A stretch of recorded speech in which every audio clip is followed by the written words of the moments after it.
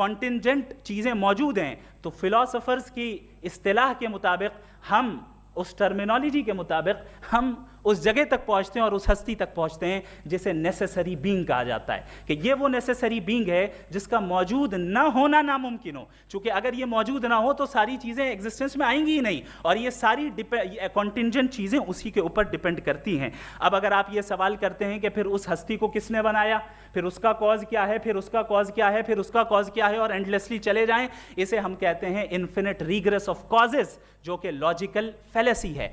Conceptually infinity possible है। मिसाल के तौर पे न्यूमेरिकल्स 1 2 3 गिनते चले जाएं, इन्फिनिट नंबर्स हैं। मैं कॉन्सेप्चुअली बात नहीं कर रहा, प्रैक्टिकली रियलिटी में साबित करके दिखाएं कि infinite regress of causes possible है या नहीं। अगर पॉसिबल है तो हम मान लेंगे, मिसाल दे दें, और पॉसिबल नहीं है तो एक ही ऑप्शन बचता है जिसे हम कहते हैं नेसेसरी बीइंग। ऐसी नेसेसरी बीइंग जो इंडिपेंडेंट है, क्योंकि अगर वो डिपेंडेंट हुई तो वो नेसेसरी नहीं रहेगी। ऐसी इंडिपेंडेंट बीइंग जो इटर्नल है, अगर वो इटर्नल नहीं होगी, उसकी बिगिनिंग होगी, तो वो खुद कॉन्टिंजेंट है। ऐसी बीइंग जो पावरफुल है, क्योंकि कॉन्टिंजेंट को एक्चुअलाइज करने के लिए पावर चाहिए। ऐसी बीइंग जो इंटेलिजेंट है और नॉलेजेबल है, क्योंकि ये यूनिवर्स स्पेसिफिक फॉर्म और स्पेसिफिक लॉज ऑफ नेचर के तहत प्रिसाइजली चल रहा है।